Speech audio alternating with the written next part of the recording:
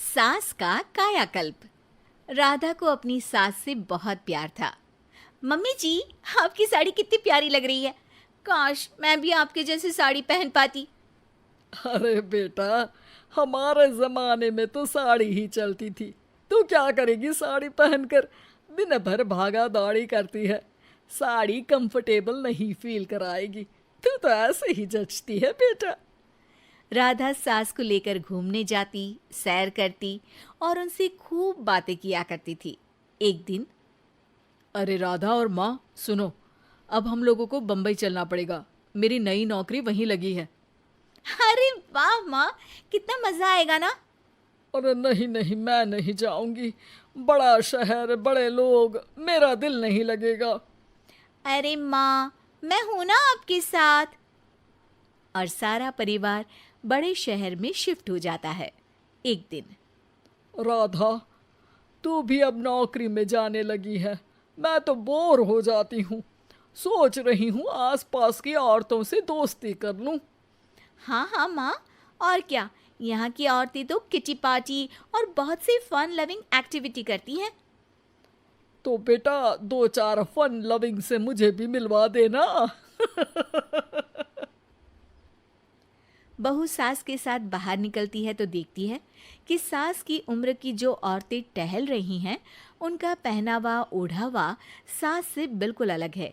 लेकिन फिर भी राधा एक औरत को रोकती है। Hello aunty, how are you? Oh great darling. Aunty, हम लोग यहाँ नए शिफ्ट हुए हैं। ये मेरी मम्मी है। क्या ये कल से आप लोगों को ज्वाइन कर सकती हैं?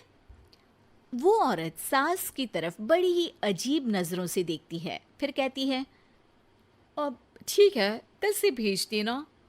सास समझ जाती है कि उस औरत को वो ठीक नहीं लगी, लेकिन फिर भी वो कुछ नहीं बोलती। अगले दिन, अरे माँ, अच्छी सी साड़ी पहनकर तैयार होकर जाइए। आपको आपकी दोस्तों के पास जाना है ना। और नहीं नहीं, मैं सोच रही हूँ घर पर बैठकर टीवी देखूं। वैसे भी रामायण का नया एपिसोड आएगा। नहीं माँ, आप जाओ ना, लोगों से मिलो, बात करो, अच्छा लगेगा। ना चाहते हुए भी सास उन लोगों के पास जाती है, लेकिन सभी सास से बुरा व्यवहार करते हैं। सास मुंह लटकाकर घर आ जाती है। बहू समझ जाती है कि सास को कुछ हुआ है। वो रोज सास को पार्क में भेजती, लेकिन सास रोज मुंह लटकाकर वापस आ जाती। क्या हुआ माँ, आप बाहर जाकर खुश नहीं होती हैं?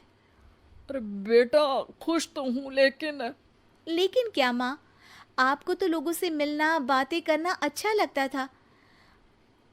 मैं देख रही हूँ कि आजकल आप बाहर से आती हैं तो परेशान सी दिखती हैं। सास कुछ नहीं कहती, अपने कमरे में चली जाती है। अगले दिन राधा चुपके से सास के पीछे पार्क में जाती है। हेलो, कैसे हैं आप लोग? एक औरत मुंह बनाकर साइड हो जाती है। सभी एक दूसरे से बात करती हैं, लेकिन राधा की सास साइड में चुपचाप अकेली बैठी रहती हैं। राधा घर आती है और सास के वापस आने का इंतजार करती है। सास मुंह लटकाकर घर आती है। अरे मम्मी जी, तब से इंतजार कर रही हूँ, जल्दी तैयार हो जाइए, मार्केट जाना है। राधा सास को लेकर बाजार जाती है और उन्हें कुछ मॉडर्न कपड़े दिलाती है। अगले दिन सास उन कपड़ों को पहनकर पार्क में जाती है। Oh my God, you are looking gorgeous. Beautiful top, कहाँ से लिया? हे, मेरे घर में कल किटी है, तुम जरूर आना। अजीब औरतें हो तुम लोग। मैं रोज आती थी, तब तो तुम लोग सीधे मुंह बात भी नहीं करती थी। आज इन कपड़ों को देखकर तुम मुझे घर बुला रही हो। लेकिन सुनो, अब मुझे तुम लोगों से कोई बात नहीं करनी और ना ही दोस्ती करनी है। अरे तुम तो बुरा मान गई। वैसे दोस्ती नहीं करनी थी तो ये कायाकल्प क्यों किया?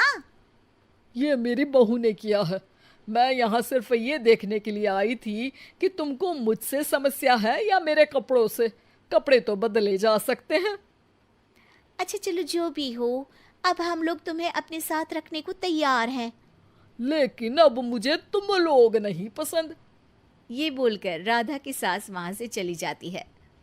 वाह माँ जी, आज तो आपका चेहरा खिला खिला सा लग रहा है।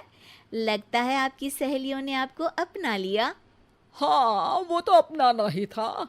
दिखावे वाली जो है वो, मेरे कपड़े बदलते ही उनका दिल बदल गया। लेकिन आज मैं उन्हें मना कर आई, अरे क्यों माँ जी? क्योंकि उन लोगों को मुझसे नहीं मेरे कपड़ों से दोस्ती करनी थी। वैसे मेरे पास तो तू है ना, मेरी प्यारी बहू, मुझे किसी की जरूरत नहीं है। अरे नहीं नहीं माँ जी, आप ऐसा क्यों सोच रही हैं? बेटा ये गलत भी तो नहीं है, जैसा देश वैसा भेष। क्यों? ठीक है ना माँ, अब जब ये हम लोगों का देश है तो क्यों ना हम यहाँ का भेष अपना ले। हाँ हाँ जरूर, मैं तो तैयार हूँ। समय के साथ खुद को बदलने में कोई बुराई नहीं है, लेकिन कहीं नकल के चक्कर में बंदर ना दिखने लगूं। खैर, बहू लग जाती है सास की कायाकल्प।